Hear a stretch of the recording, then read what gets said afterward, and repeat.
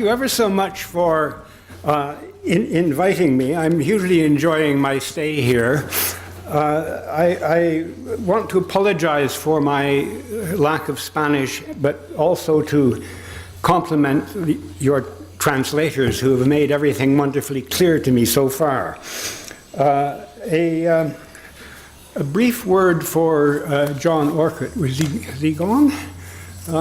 His presentation will certainly make Boris Johnson, the Mayor of London, incredibly envious. I think New York, it sounds like New York is doing better than London. Risk, freedom and safety, fears, myths, and social learning. Perhaps we could substitute for social learning culture, risk culture.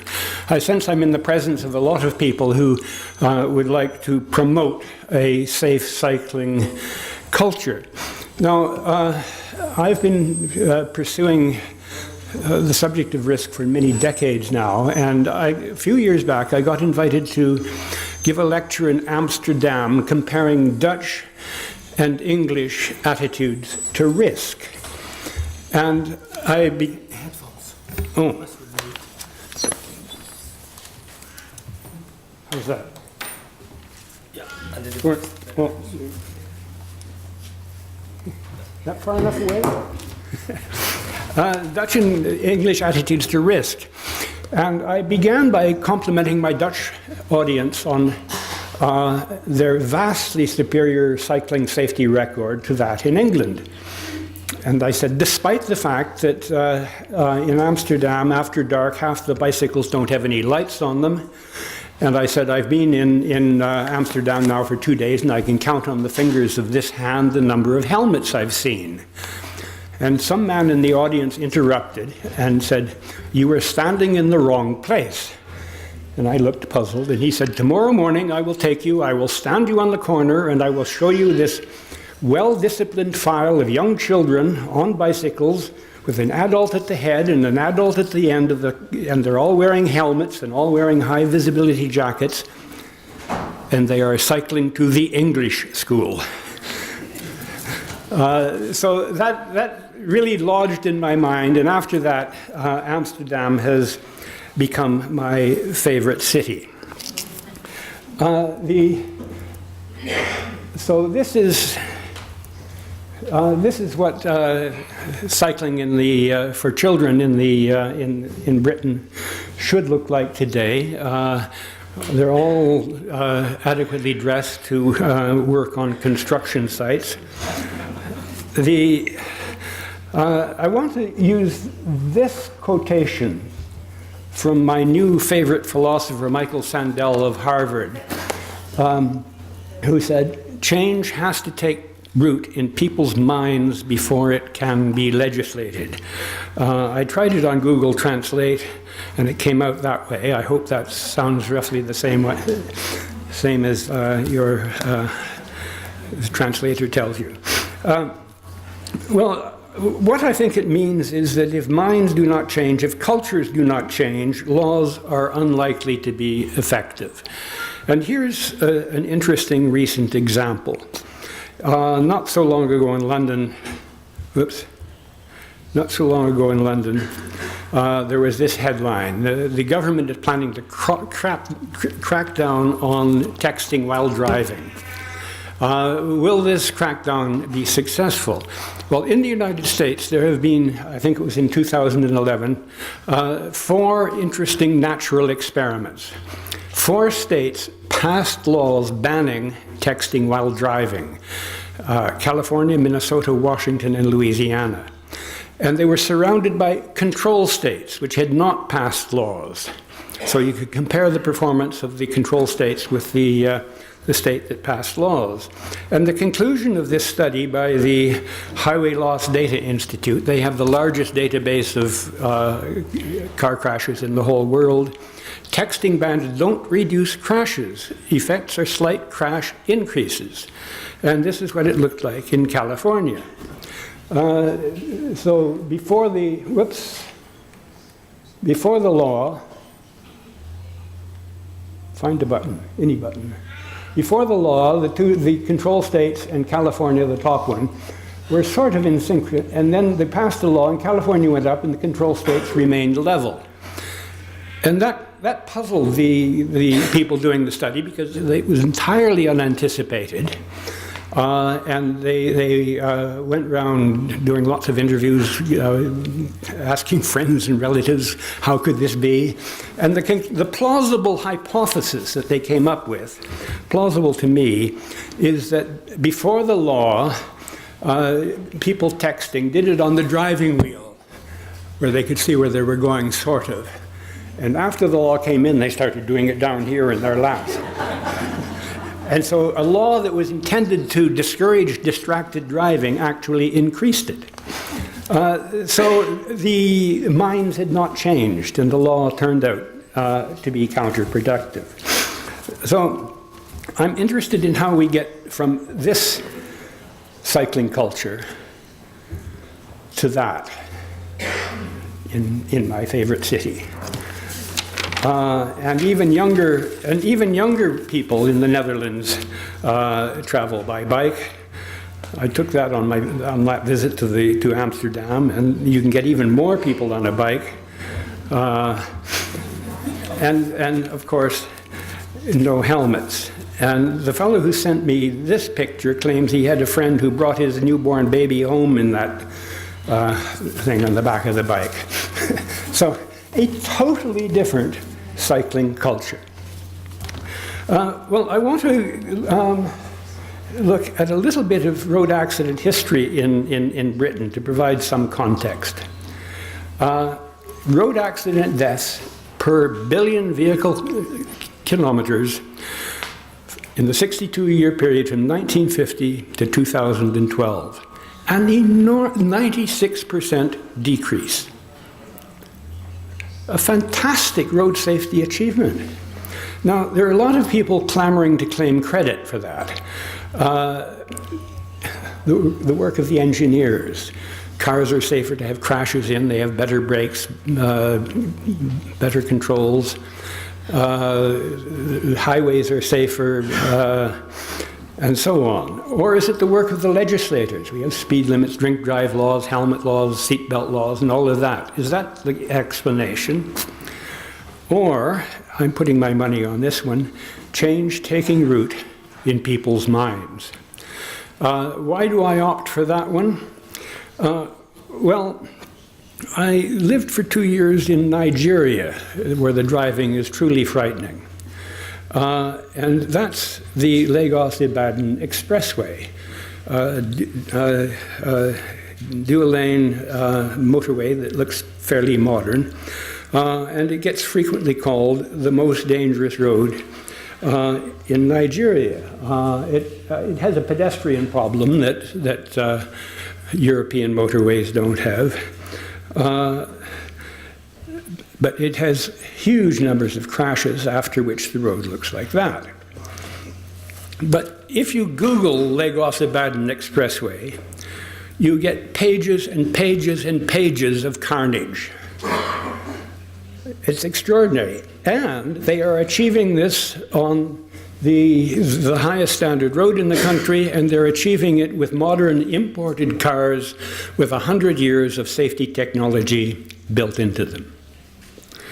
How about legislation? Well, it's commonly argued that a comprehensive national set of road safety laws will look like this. There will be a national speed limit, drink drive law, helmet law, seatbelt law. Well, Nigeria has all of those, including a law banning use of mobile phones while driving. So that experience in Nigeria convinces me that the engineers and the legislators certainly have to, well, can't claim full credit for that impressive British achievement.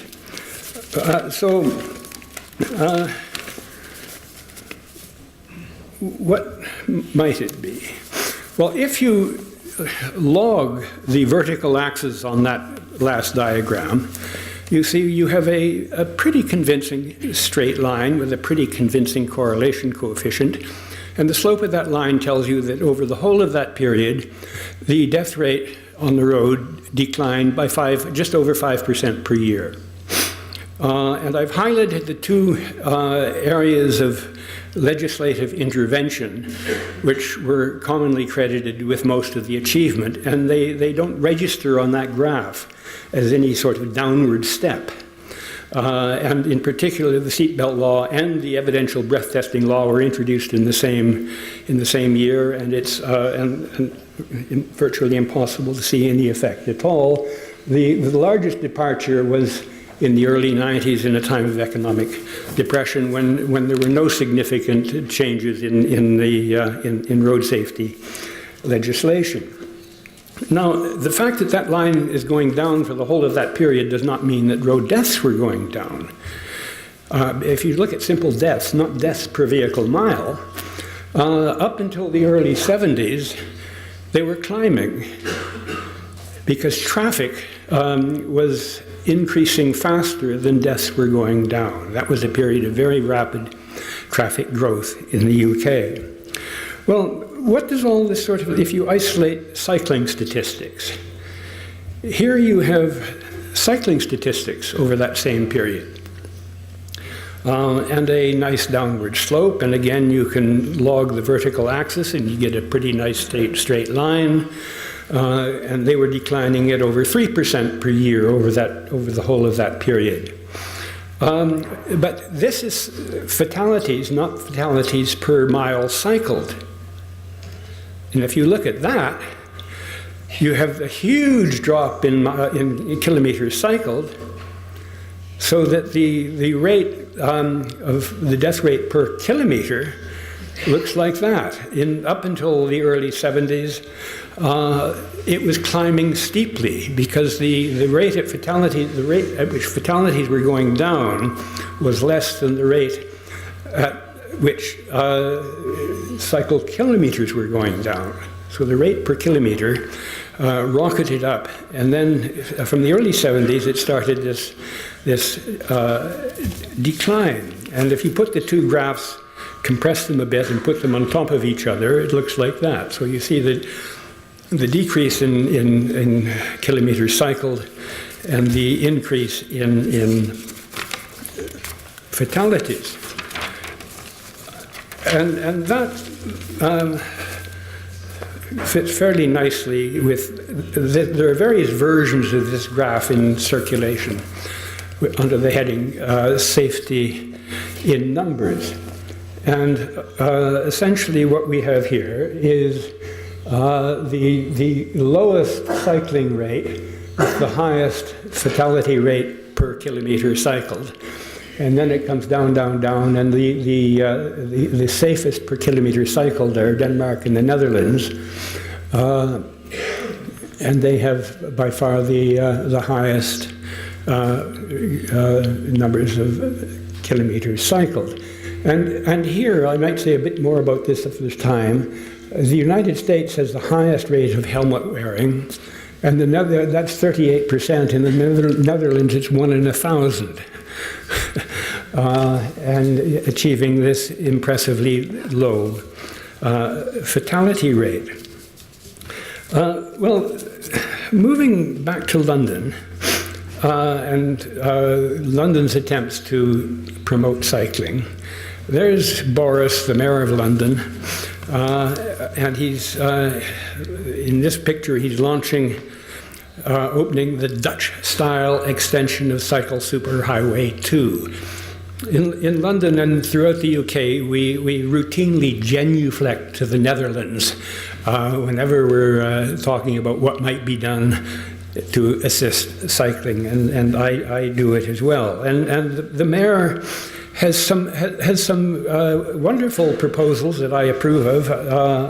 I'm not sure whether this one is officially going ahead, but there's the Thames out there, and this is cycle lane along the embankment, and it looks wonderful, and I hope it comes to pass.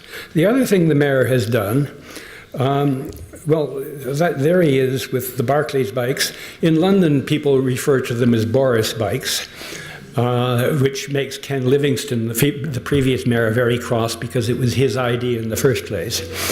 But nevertheless, Boris certainly is an avid promoter of the Boris bikes. There he is with Arnie, this time without a helmet, because Arnie, he would feel a sissy wearing a helmet beside Arnie. But now you will all be very proud, they're becoming Santander bikes. And they're in the process, as we speak, of being rebranded.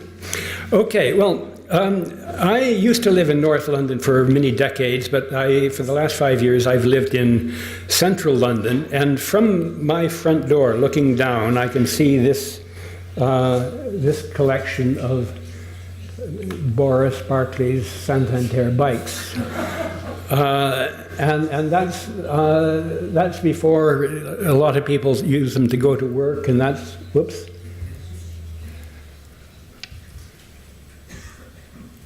Don't know what happened there.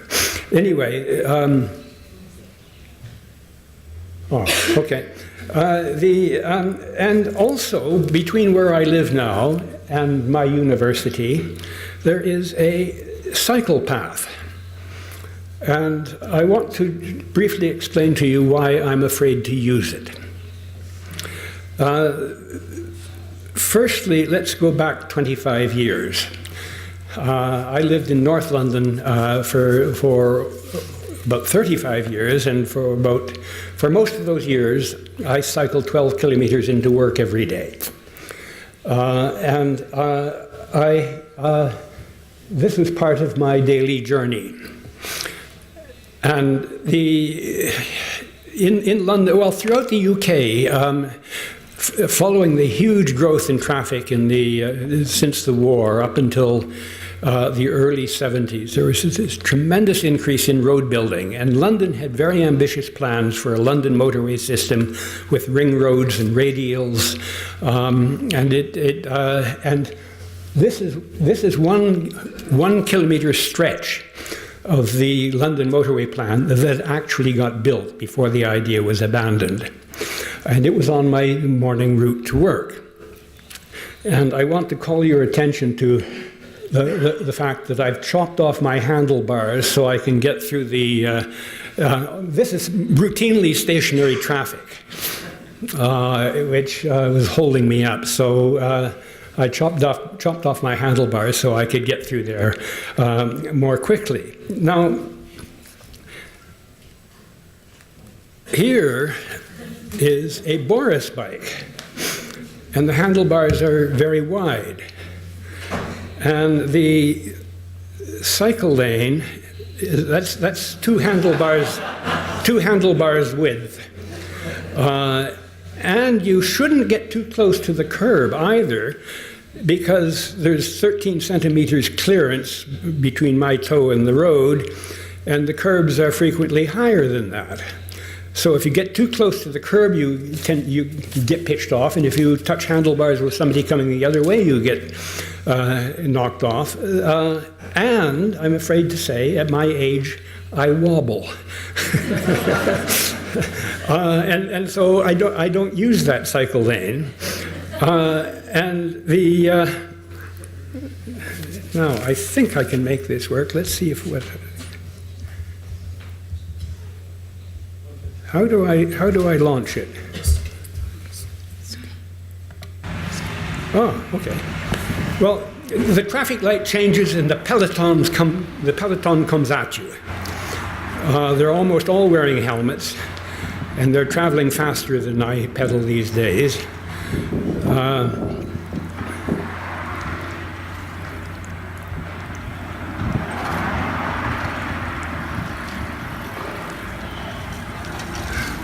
Okay, let's move on to the next one. We'll skip that one and try and look at this one. Whoops.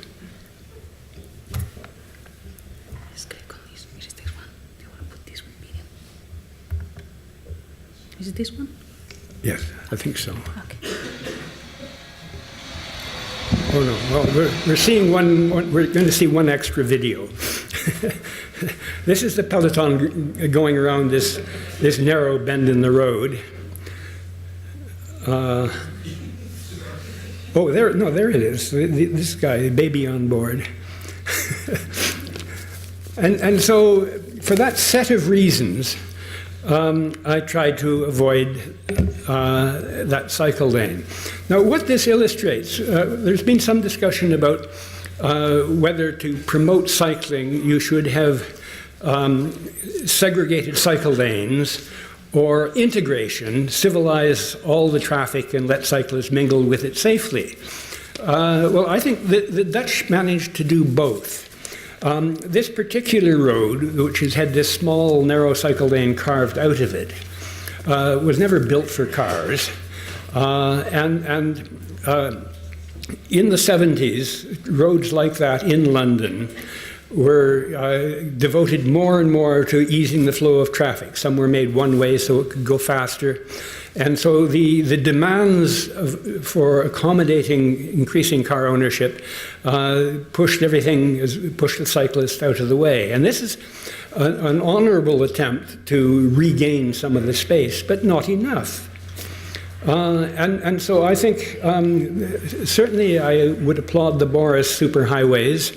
But people don't live and work on the superhighway. They need to get to, they need origins, they have origins and destinations off. And so I think a proper cycling culture will make, create more civilized cycling experiences off the highway as well as on it.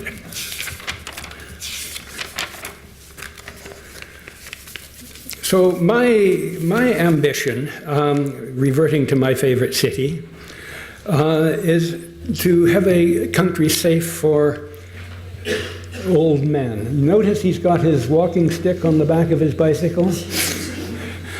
Well, I hope to live long enough to need one of those. But in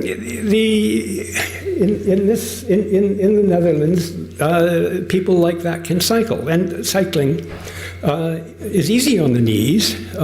It's easier than walking, and I would like to be able to cycle safely in the city in which I live. And as I say, it accommodates all ages, and I think that's a hockey stick on. That's probably the mother carrying her son's hockey stick going to a match. I don't know, and that's probably the grandmother behind. But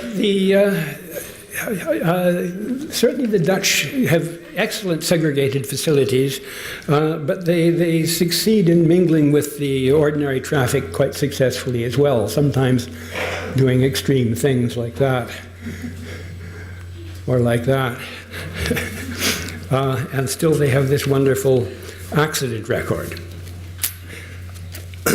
Okay, well, I sometimes work with multinational mining companies, oil companies, construction companies on problems of risk management. And we use this diagram quite a lot. It's important to be clear about what sort of risk you're dealing with. Directly perceptible, climbing a tree, riding a bike, driving a car, crossing the road. These risks we manage using judgment. We don't undertake a formal probabilistic risk assessment before we cross the road. Some combination of instinct, intuition, and experience usually gets us safely to the other side. But then there's another circle which dominates the risk management literature, which I call perceived through science. This is the circle with all the numbers. Everything from biologists with microscopes to astronomers with telescopes plotting the course of incoming asteroids, to most of engineering and science, and at the softer end you have actuaries, statisticians, and epidemiologists trying to make sense of the numbers. And you frequently get fierce disagreements between the two circles. I have assisted residents' associations doing battle with their local highway engineer, people living alongside busy roads with fast traffic, campaigning for traffic calming measures. And occasionally we've had a meeting with the highway engineer. He comes with his accident black spot map and shows us that we haven't got a problem. Our road has very few accidents, so it's a safe road. And it turns out that it's a safe road because the people living alongside it look out the front door and they see a dangerous road. And they don't allow their children to cross it. Fit adults cross it quickly, and fit old people cross it. No, old people cross it slowly and carefully, and fit adults cross it quickly. And the result is that they have a safe road at the cost of community severance. People on one side of the road tend no longer to know their neighbors on the other. So there is this frequent tension between these two circles. And here, the scientists just don't know or disagree. You have this is the circle in which you have the longest running, most acrimonious debates. And the risk of texting while driving and what to do about it turned out to belong in that category, at least until they did more research. Well, here's another diagram that I use a lot with these companies struggling with risk management problems. I call it the risk thermostat. It also goes under the name of risk compensation. The thermostat gets set in the top left-hand corner. Everyone has some propensity to take risks. You can't avoid them. Getting out of bed is dangerous, staying in it is dangerous. So you can't lead a zero-risk life. Propensity to take risks leads to risk-taking behavior, which leads, by definition, to accidents.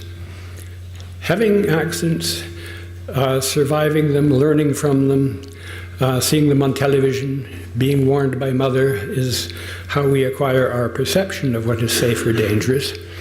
And when risk the model postulates that when propensity and perception get out of balance, there is behavior that seeks to restore the balance.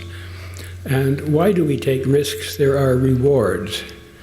And the magnitude of the reward influences perception. And so the model proposes that risk interventions which don't affect the setting of the thermostat will be got round by behavior that cancels out the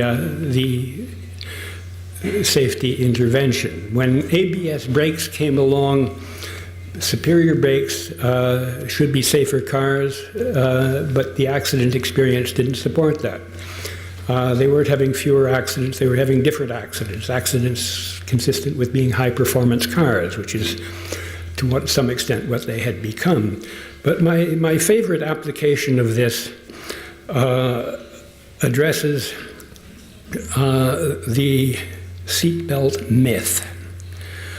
When seatbelts came in Britain, there was a jump of almost 60% from just over 35 to just over 95% wearing.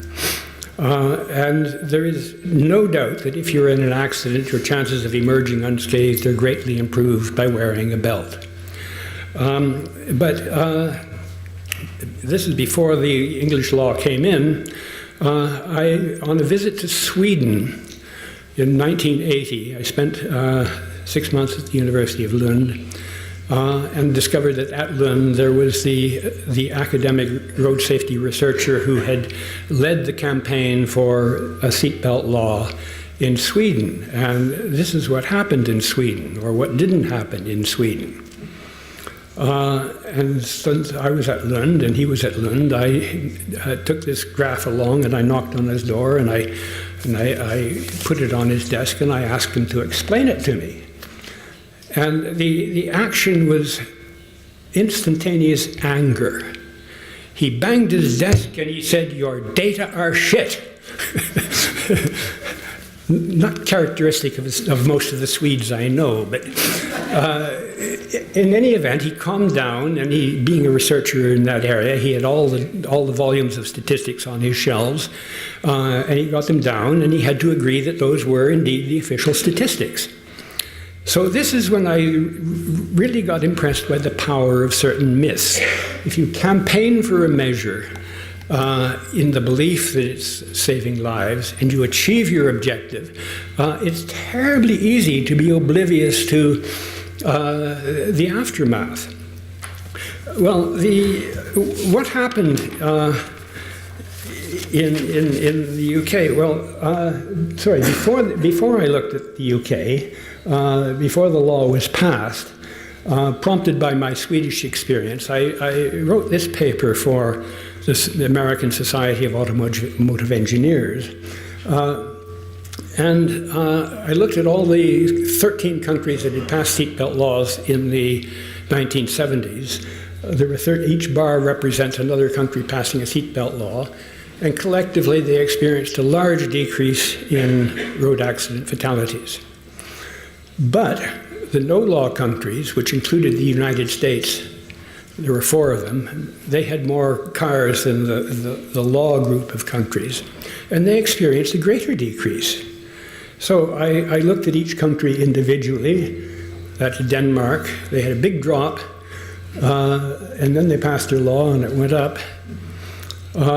Spain was the rare exception. Spain passed a law and it went up.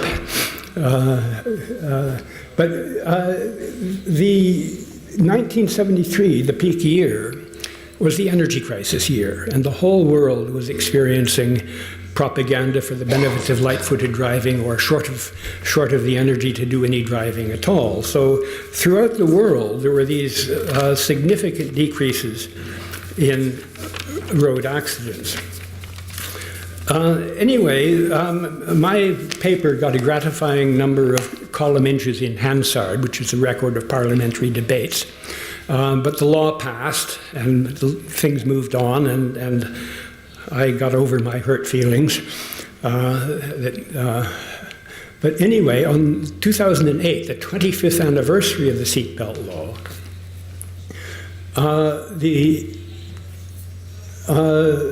the Department of Transport published this press release saying that the law had saved 60,000 lives. Over 25 years, that's 2,400 lives a year. The Parliamentary Advisory Committee on Transport Safety also claimed that they had led the campaigning for the law, and they got credit for the 60,000 lives saved. And the Royal Society for the Prevention of Accidents, they thought they deserved the credit for the 60,000 lives saved. Now that's 2,400 lives a year. So what does it look like on the graph? Well, car occupant fatalities were coming down, down, down until the law came in Britain. So this is the trend up until the year before the law there, and then it's projected. And the law came in and the trend did that. And this is 2,400. That's the downward step for which all of those people, all of those organizations were claiming credit. Pure myth. Now there's one final graph that I want to show you because it relates back to the safety of vulnerable road users, people on foot and on bicycles. Now if you go far enough back to the 30s, this is a ratio of 1 to 1, one car passenger to one vulnerable road user. If you go back to the 1930s, that ratio was 6 to 1. 6 vulnerable road users to one car occupant. There weren't many cars, and there were lots of people on foot, and they were getting knocked down at quite a rate. But it came down steadily over the whole period, and then the year the law came in, it jumped by 25%. Consistent with people belting up, feeling more secure, believing the propaganda that they're more secure, and modifying their, you don't belt up and sprout horns and drive like a lunatic, but being that little bit over hundreds of millions of miles traveled, the statistics in country after country after country demonstrate that effect. that making cars safer to have crashers on makes the road less safe for other road users. And how am I doing for time? Any timekeepers in the audience? Well, tell any 10 minutes? Oh, yeah, I might make it. Well, all of this leads me to the belief that, going back to my thermostat, that different people see the rewards and the accidents differently. So I fit my thermostat with cultural filters. I have had a wonderfully well-rewarded opportunity to give this seminar to hedge fund managers and investment bankers. And I pointed out that they have devised for themselves incentive structures that pay enormous rewards for taking risk-free risks with other people's money.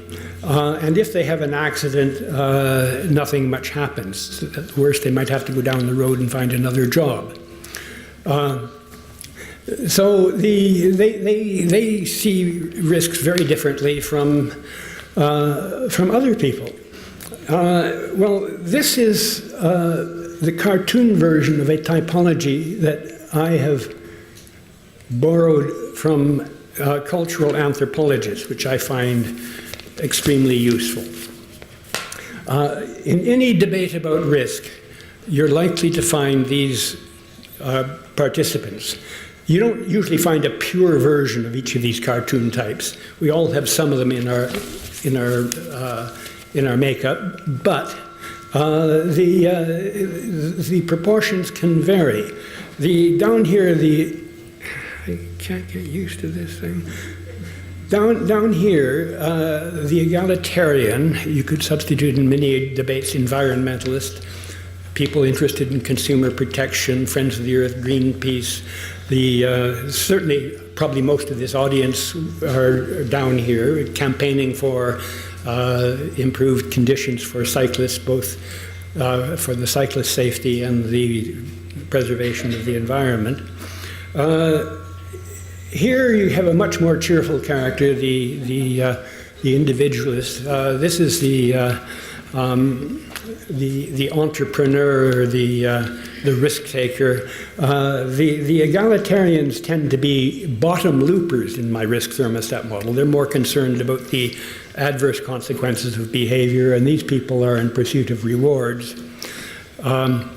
The author of this typology, which I have cartoonized, Michael Thompson, and I wrote a report for the UK Health and Safety Executive, and we told them that they were up here, they were the hierarchists, they make the rules, enforce the rules, and here you have the police and the compliance officers and all of that.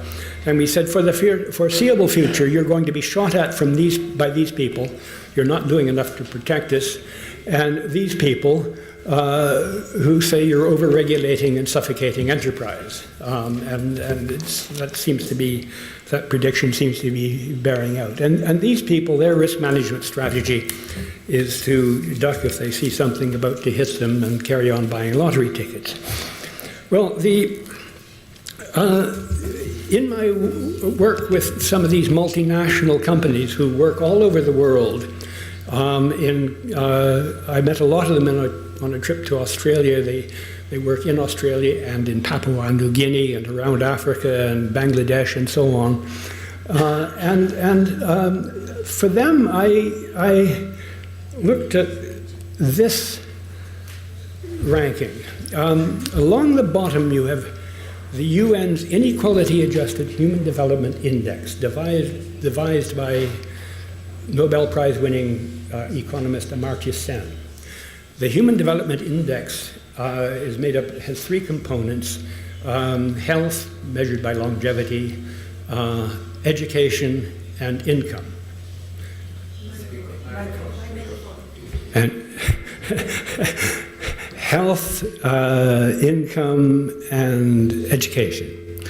And then, after a few years, they added an inequality adjustment, because in some countries the wealth is much more unevenly spread than in other countries.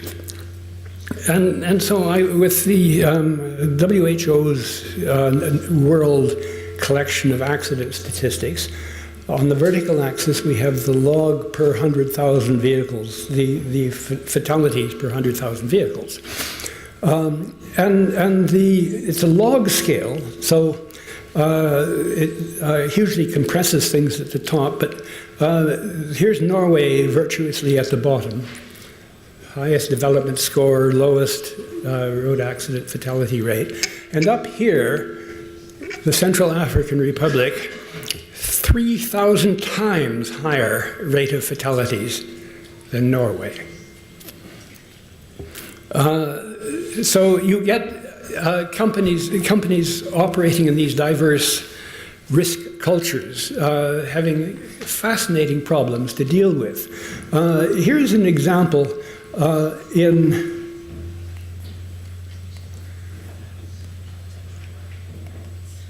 Bangladesh. We all know about the health and safety standards in the garment industry. This is the shipbreaking industry.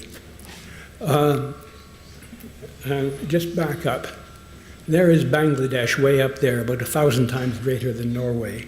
And it's reflected not just on the way people interact on the road, but in health and safety at work.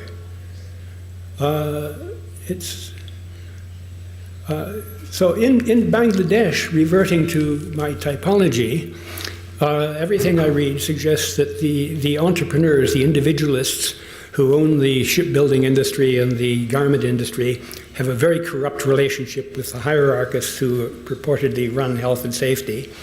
And all these poor workers are fatalists because they have few choices in life. But lately, and there wasn't much of an egalitarian campaigning organization in Bangladesh, but organizations in the developed world have taken up their cause and boycotting shops that sell garments from unregulated factories in Bangladesh. So it's playing out in an interesting way. But here's another company I spent, Bangladesh, 6,300 fatalities per 100,000 motor vehicles, but over 1,000 times higher than Norway. In Egypt, the death rate 188 times higher than in the UK. And here they are all dressed for cycling to school in England. And the people running this establishment, outside the barbed wire perimeter of this project, they have this incredible road death rate. And they struggle to cope with this culture clash. They have all these strict rules, and they keep getting accidents that the European safety manager considers to be absolutely idiotic. But that's the evidence of the culture. And so that's Egypt on that graph. And UK would have been around about here at the beginning of in 1950 in that first graph that we looked at. So it's come down that graph a long way. Well, whenever I get discouraged about changing risk cultures and cycling cultures, I take heart from thinking how huge a change has been in my lifetime. Here is what health and safety at work looked like in the world's preeminent economy in the 1930s, within my lifetime. And in UK, here's what it looks like now. That's a BBC studio door. Apparently somebody sprained their wrist pushing against the door, and now there's somebody in the BBC whose job it is to go testing the weight of all the doors, making these signs and sticking them on all the doors. So we have gone from serious neglect of health and safety to losing a sense of proportion about what sorts of issues need dealing with. Well, almost there.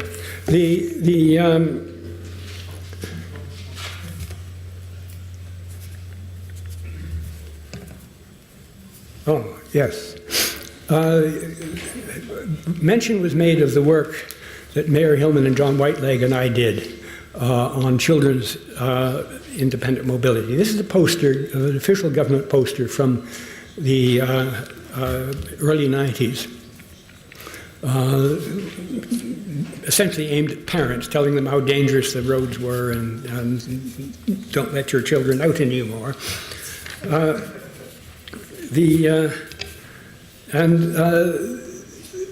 We did this study, led by, you can't read his name there, but that's Mayor Hillman. Mayor Hillman in 1971 did a study in 5 primary schools in England, one in central London, one in suburban Nottingham, one in Winchester, great diversity of settlements, about how children got about, their independent mobility. And the key statistic from that 1971 study was that in that year, 80% of 7- and 8-year-old children got to school on their own, unaccompanied by an adult. Okay. Mayor persuaded me to join with them 20 years later to revisit the same schools, ask the same questions. And 20 years later, the number who got to school on their own had dropped from 80% to 9%. We had a questionnaire for parents. Why were they denying their children the freedoms that they had enjoyed as children? And 2 things stood out: fear of traffic and stranger danger, fear of being molested on the way to school or whatever. And the 2 relate, because if everybody's in a car, then children are wonderful neighborhood social catalysts. Playing in the street, they introduce parents to each other and all of that. And so the world has become more full of strangers. Our survey suggested that people are becoming more fearful of strangers. So, those are the statistics I should have flashed on the screen. Parents who allow their children to get to school on their own are threatened with being reported to the social services for being irresponsible parents. Such has been the change in culture.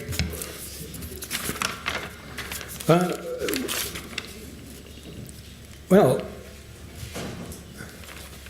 back to that quotation, the need to change culture. My ultimate ambition is that in the UK, the culture can be changed to make the country a safe place. Oh, sorry. If once London needs a cycle park that size, we will have made progress. That's in front of the main central station in Amsterdam. And once we've made it safe for my friend there and me to cycle, and once we have made it safe for all English children to cycle to school and back that way, then I think we will have truly made progress. Muchas gracias.